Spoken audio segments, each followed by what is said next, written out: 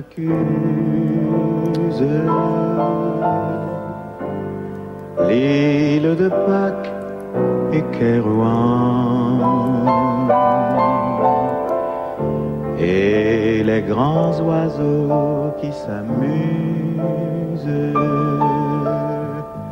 Cette interview aborde la polémique sur le fameux SMS de Nicolas envoyé à Cécilia juste une semaine avant son mariage avec Carla, révélé par le site du Nouvel Observateur.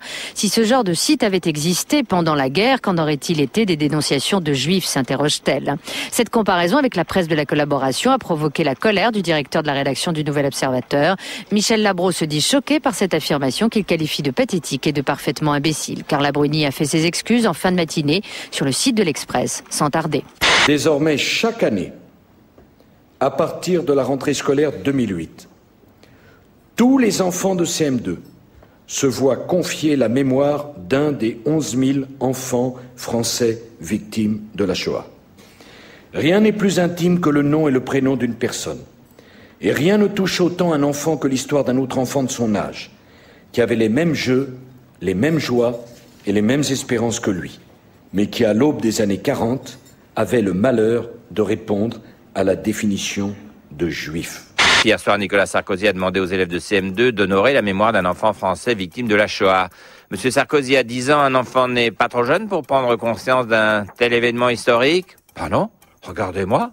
Mon fils Jean, dès 7 ans, je lui ai lu la biographie de Judas. Il la connaît par cœur. Jean, page 68, deuxième paragraphe. Et là, Judas se lève et dit à Jésus: Jésus, je te soutiendrai à mort. Pour un enfant de CM2, imposer ça pourrait avoir un caractère angoissant, avec l'idée comme ça de porter finalement le fantôme d'un enfant disparu, et puis un risque aussi d'identification à l'enfant disparu, avec la crainte qu'il lui arrive la même chose, et risque également d'avoir un sentiment de culpabilité, le sentiment finalement, lui, d'avoir survécu quand un enfant du même âge aurait disparu dans ces circonstances terribles. Il y a eu les sacs de riz pour la Somalie, il y a eu Guy Moquet. Maintenant, il y a les enfants malheureux victimes de la Shoah. Tout ça, c'est peut-être un peu beaucoup pour l'éducation nationale. Faisons confiance aux professeurs. Laissons-les décider de ce qu'ils doivent enseigner. David Martinon, dans les rues de Neuilly, tente de donner le change. Il vient à peine d'apprendre la nouvelle. L'UMP lui retire son investiture pour la mairie de Neuilly. Le porte-parole de l'Élysée fait quelques pas avec les journalistes, histoire de montrer qu'il encaisse avant de quitter la ville. Le coup est d'autant plus dur que c'est son bras droit à Neuilly, Arnaud Telet, et son ami Jean Sarkozy, le fils du président, qui l'ont lâché pour constituer leur propre liste.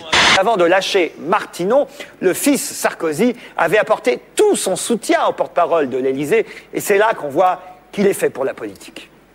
David, moi, à titre personnel, je voulais vraiment te dire un grand merci, et puis te dire que pour cette raison, parce qu'il y a cette attitude d'ouverture et de confiance, nous, on te soutiendra à mort.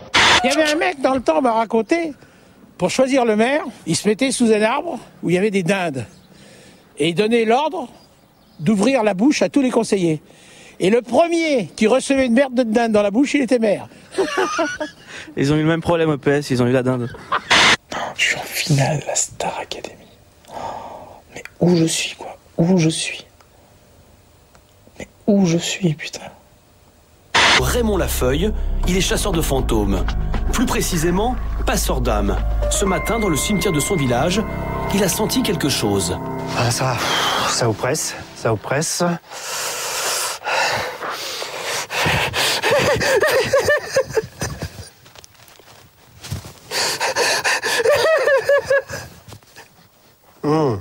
Raymond Lafeuille n'a pas peur de passer pour un illuminé. Et ben là, il y avait une dame qui était pas partie, et puis je la reçois, demander de l'aide. L'autre jour, j'ai discuté avec un ami d'ici qui m'a dit « En France, c'est pire. Les femmes mariées attendent que leur mari soit parti au travail et elles font ça chez elles. Les Brésiliennes ne font pas ça. Elles sont plus respectueuses. Elles vont au motel. C'est plus respectueux envers le mari. » Ça roule.